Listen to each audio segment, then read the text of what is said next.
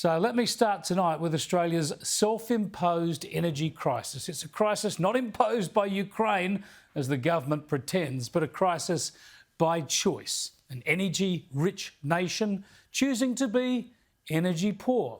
And while our politicians continue to upend our electricity grid and deliberately promote an unnecessary energy transition designed to please the United Nations, but which will not, absolutely, scientifically, will not change the climate, well, the rest of us have to put up with the consequences. The state Labor government in South Australia now is rightly criticising the state Labor government in Victoria for failing to develop the gas resources that would boost supplies, firm up energy and reduce prices. But South Australia conveniently forgets how it's stopped the exploitation of gas in its state, on the Bight and in the southeast of that state, and also by getting rid of most of its coal and gas generation. South Australia has also made itself overly reliant on Victoria for power at crucial times, as it discovered in that disastrous statewide blackout back in 2016. So the states should stop bickering and think about actually doing something useful, like allow gas projects, like keeping dispatchable generation going, like putting money into something other than intermittent renewables.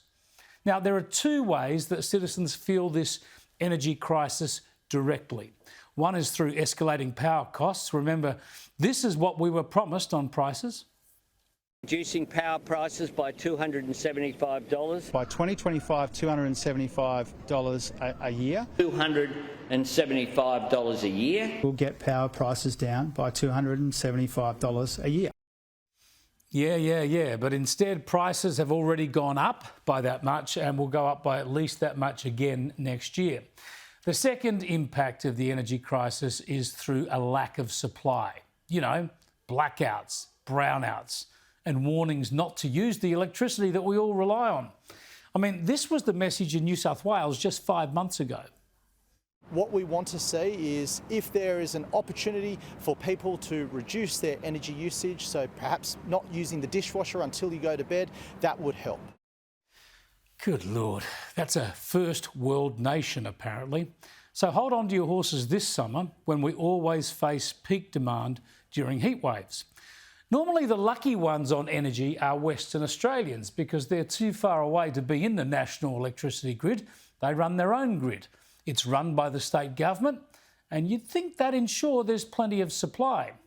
But last summer they had lots of shortages, therefore lots of blackouts.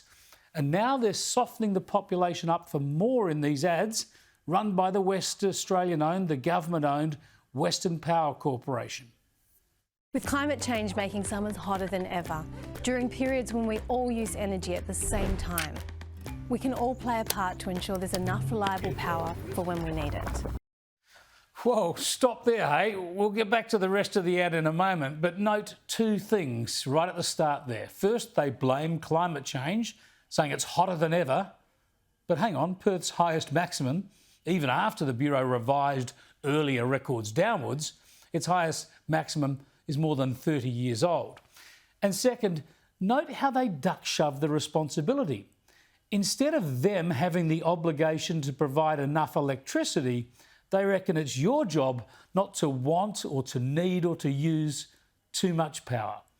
And that's how they carry on with the rest of the ad. Whether it's setting your aircon to 24 degrees or using your pool pump in the middle of the day, it all helps manage demand. Plus, every degree can reduce your electricity costs. WA, let's make small changes to how we use energy this summer. Brought to you by Western Power and Synergy, authorised by the State Government, Perth. No.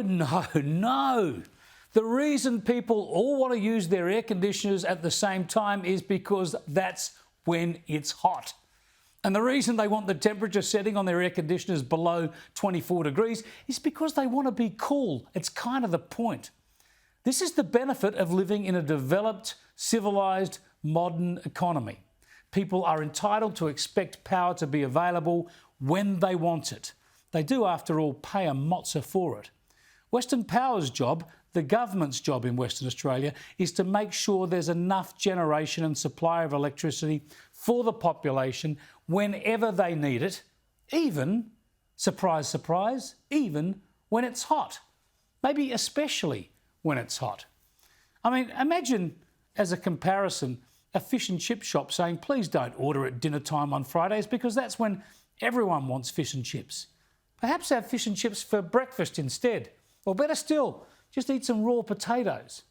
These people are gaslighting consumers. They are gaslighting all of us, trying to say that we are to blame for their blatant incompetence. Their job is to provide the basic utility of electricity supplies when we need them. Yet they tell us it's our problem for wanting to use it. It's going to get worse. It'll get worse in all mainland states. It'll get a lot worse.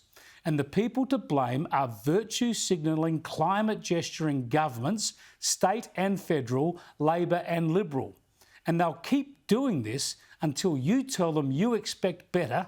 In fact, you demand that they do their jobs, or you'll toss them out.